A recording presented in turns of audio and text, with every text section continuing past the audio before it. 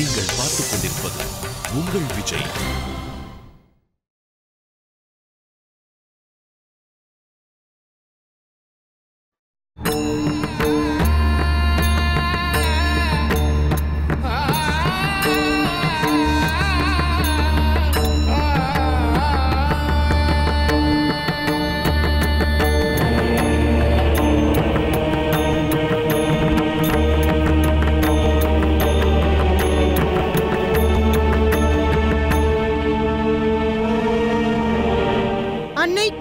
எப்போதுதான் மூர்ச்சை தெளியும்.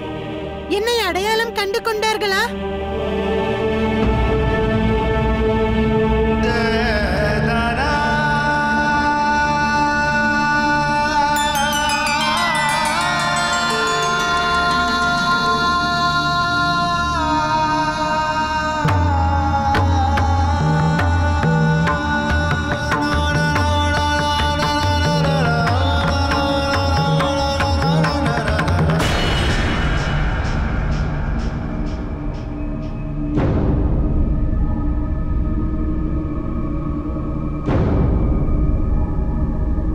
இவர் மீண்டும் எதற்கு வந்தார்?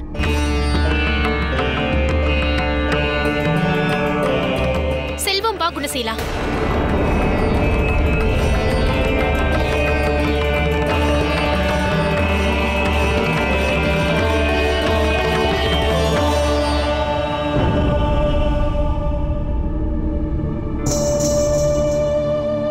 நிராசையடையாதே கணேசா.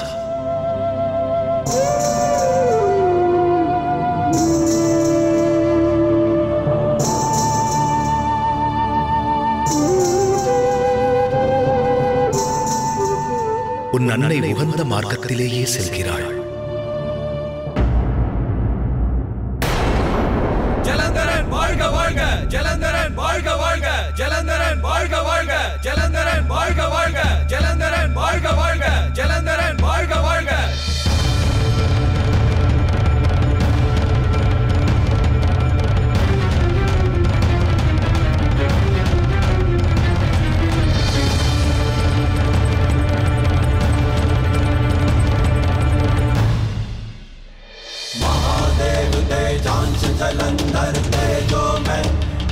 அசுரவேந்தர் ஜலந்தரன், அசுரவேந்தர் ஜலந்தரன், மாவீரர் ஜலந்தரன், அசுரகுலவேந்தர் ஜலந்தரன், ராஜாதிராஜர் ஜலந்தரன், மாவீரர் ஜலந்தரன், மகாராஜா ஜலந்தரர், அசுரர்களின் அரசர் ஜலந்தரர், அரக்கர்களின் அரசர் ஜலந்தரர், மகாராஜா ஜலந்தரர், வீராதி வீரர் ஜலந்தரர்.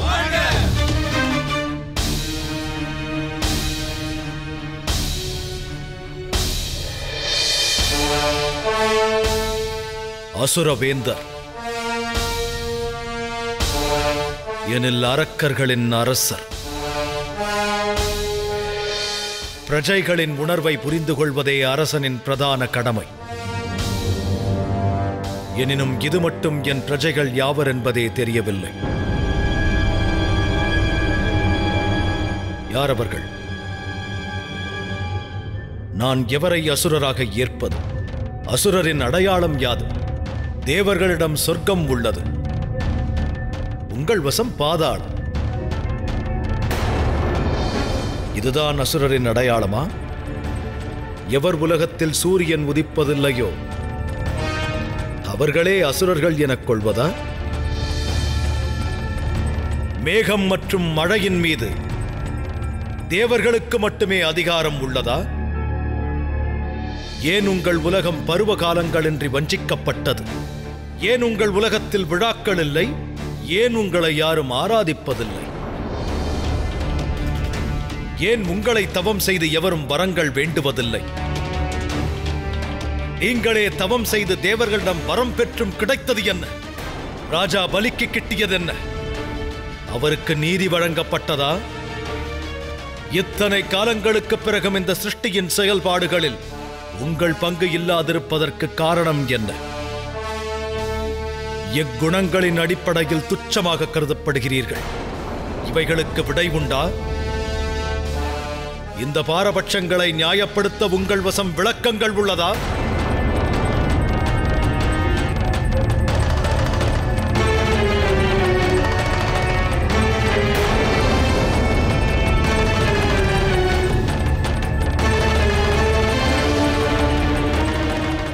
இல்லை என்றால்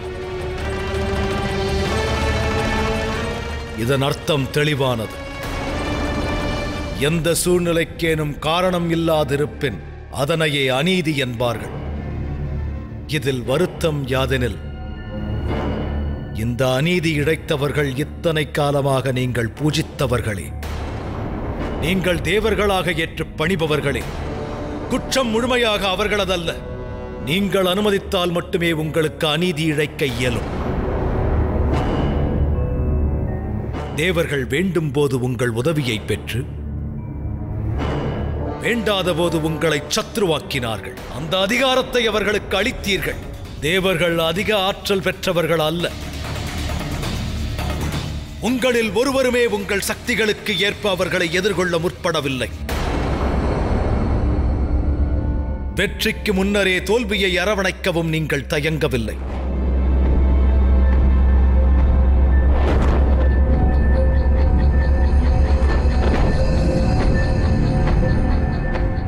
இல்லை, சிரங்களை தாழ்த்த வேண்டாம். சிரத்தை உயர்த்தி தவறு தமதே என்பதை ஏற்றுக்கொள்ளுங்கள். உங்கள் துர்பாக்கிய நிலைக்கு முற்றிலும் காரணம் நீங்களே. உண்டா இல்லையா?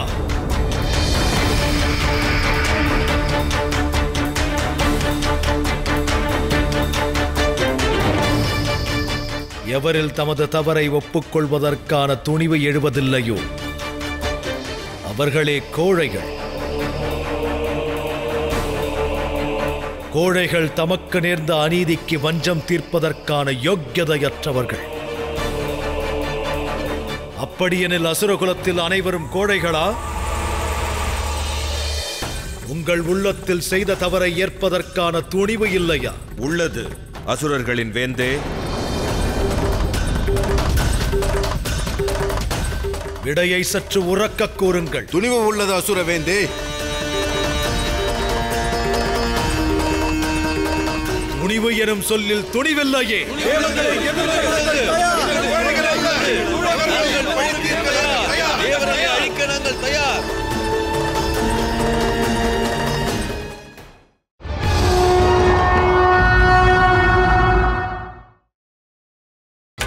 நீங்கள் பார்த்துக் கொண்டிருப்பது உங்கள் விஜய். நாராயண நாராயண. பிரபு, சங்கடம் அதிகரித்த வண்ணம் உள்ளதே. ஜலந்தரனை எவர் எவ்வாறு தடுப்பார்கள் என்ற மாபெரும் கேள்விதான் அனைவர் மனதிலும் எழுந்துள்ளது. ஐராவதத்தை இந்திரனிடமிருந்து பறித்து விட்டார். அடுத்து இந்திராசனம் பறிபோகவும் வாய்ப்புள்ளது.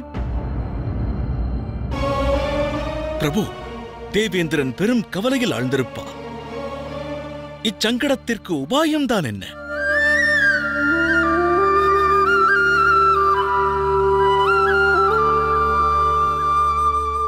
நாராயண நாராயண.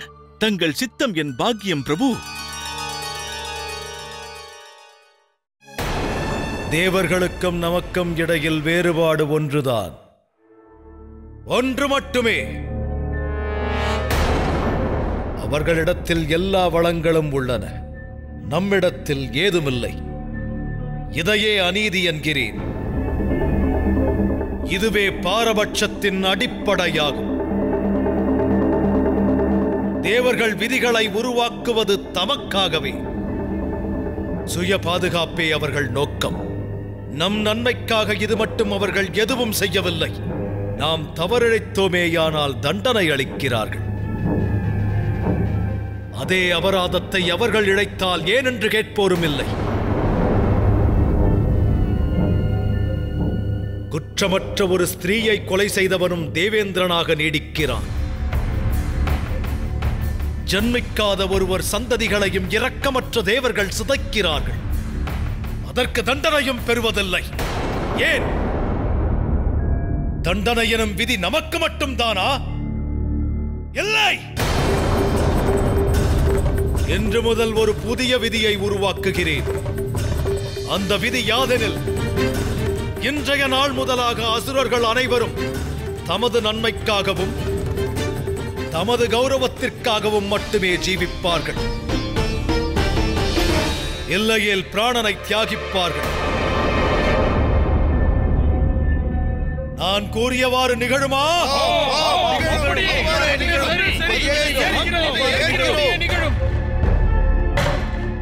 நான் என் அன்னையின் கொலைக்கு வஞ்சம் தீர்ப்பதற்காக முடிசூட்டிக் கொள்ளவில்லை. அதற்கு எவரது துணையும் எனக்கு அவசியமில்லை. இந்த அரியாசன மோகமும் அற்றவன் நான். என் குருதேவருக்கு குருதட்சணை அளிக்கவே வேந்தனானே. தேவர்களை எதிர்த்து அசுரர்களுக்கு வெற்றி தேடித்தராமல் ஓயமாட்டேன்.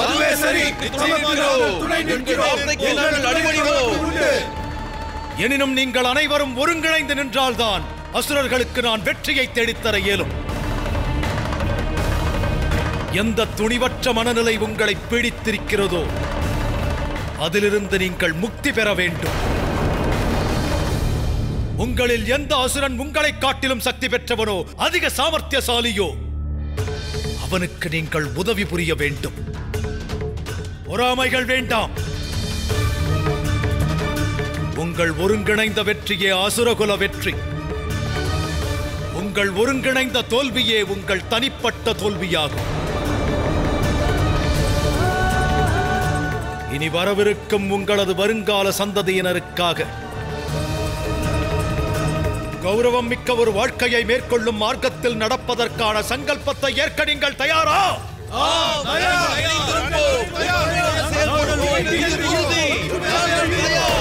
அது உண்மையெனில் உங்கள் குரல்கள் ஓங்கட்டும்.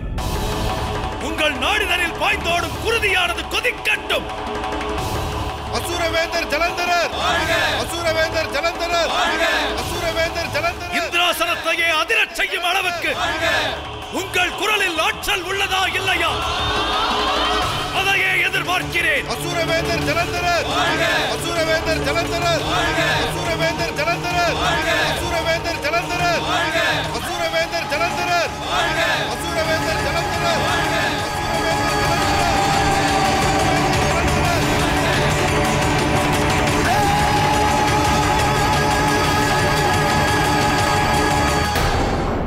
அபஸ்மார்கமா? அதன் பொருள் யாது தந்தையே? அது அஞ்ஞானத்தின் ஒரு வெளிப்பாடாகும். யோகத்தில் ஒருவர் சமாதி நிலையை அடைய சங்கல்பம் ஒளியாக மார்க்கம் காட்டுகிறது. எனினும் அபஸ்மார்க்கம் என்னும் தவறான மார்க்கம் யோகத்தின் கவனத்தை பங்கம் செய்கிறது. அந்தகாரத்திற்கு வழிகாட்டுகின்றது. சத்தியத்தையும் ஆன்ம ஞானத்தையும் உணர அனுமதிக்காது. எந்த ஒரு நபரும் நினைவு மறதி கொண்டாலோ, தன் அந்தஸ்தால் ஆணவம் கொண்டாலோ, அபஸ்மார்க்கம் மேலும் ஆற்றல் பெறுகிறது. இதன் அர்த்தம் யாதெனில் தந்தையே, அன்னையின் மனதில் உள்ள நினைவுகள் அகன்றதால் அபஸ்மார்க்கம் மேலும் வலுவடைந்ததென்று கூறுகிறீர்களா?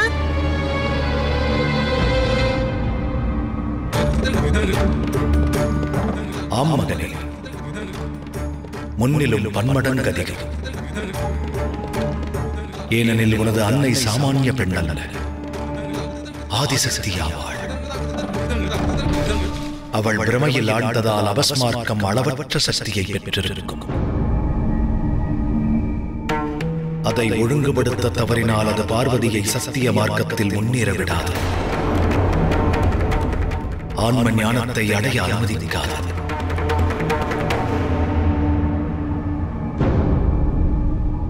அபஸ்மார்க்கம் யோக பாதையில் எடும் பெரும் தடையாகும்.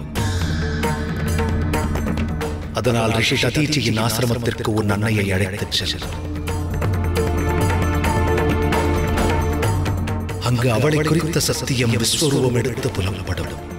ஆணைப்படியே தந்தையே.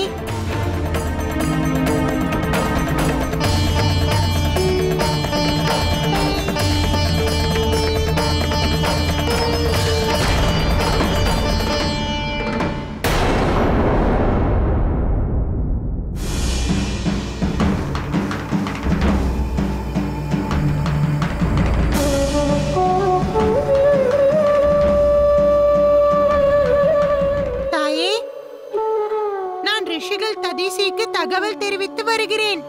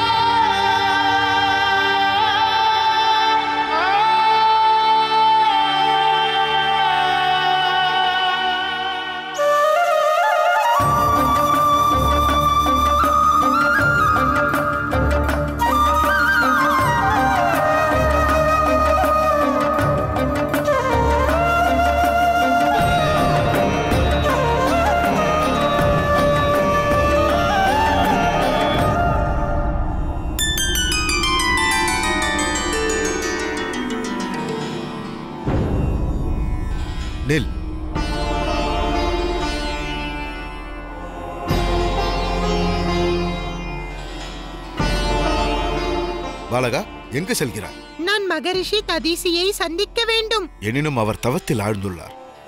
இச்சமயம் அவரை சந்திக்க இயலாது. அப்படியா? என்னை அடையாளம் காணுங்கள். நான் தான் கணேசன். நான் உடன் மகரிஷி ததீசியை சந்திக்க வேண்டியது அவசியமானது. ஒரு செய்தியும் அளிக்க வேண்டும். அன்னை பார்வதி தன் நினைவின் ஒரு அங்கத்தை மறந்து விட்டார்கள் என்றார். அத்துடன் ஈசனின் ஆணையின்படி தாம் அவர்களோடு இங்கு வந்துள்ளீர்கள் என்றார்.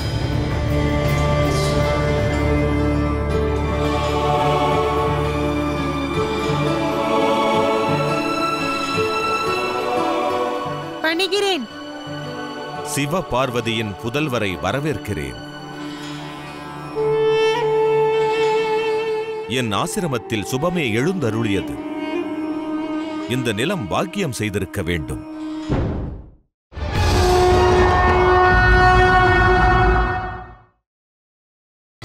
நீங்கள் பார்த்துக் கொண்டிருப்பது உங்கள் விஜய். தமது அன்னையின் நினைவு மறதியினால் தமக்கு ஏற்படும் வருத்தத்தை குறித்தும் நான் நன்கு அறிவேன். அது மட்டுமல்ல கணேசரே, அவர்கள் இழந்த நினைவை அவர்களுக்கு மீட்டு அளிப்பதற்கு மிகுந்த பிரயத்தனம் செய்கிறீர்கள். இருப்பினும் என் அனுபவத்தால் நான் உணர்ந்த வரையில் தமக்கு என்னால் நம்பிக்கை அளிக்க இயலும். இந்த திருவிளையாடலின் பின்னணியிலும் ஆதிசக்தியின் மகத்துவமான நோக்கம் ஒன்று ஒளிந்திருக்கும்.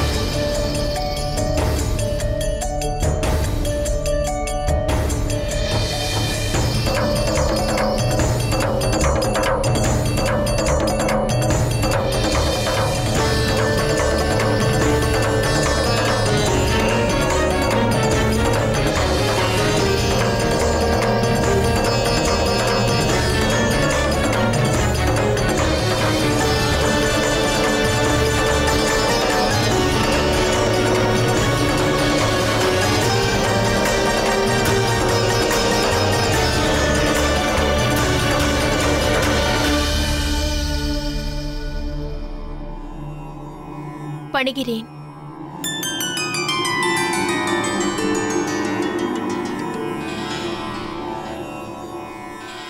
நான் வழி தவறினேன் ரிஷிகளே. நான் வழி தவறினேன் ரிஷிகளே. வழி தவறினால் மட்டுமே உகந்த வழியை அடைய இயலும்.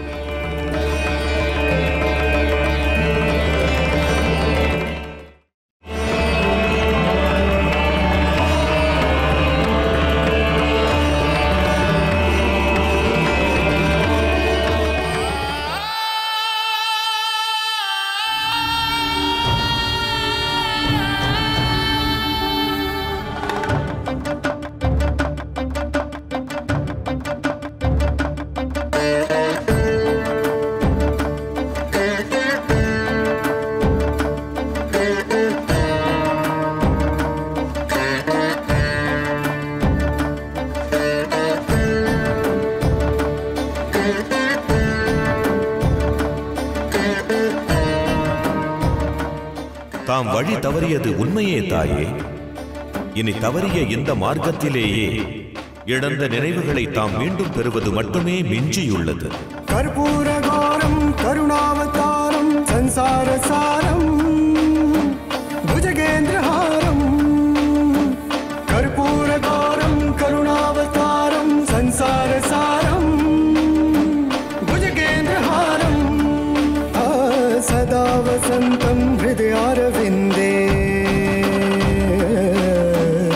सदा वसन्तं हृदयारविन्दे भवं भवानी सहितं नमामि भवं भवानी सहितं नमामि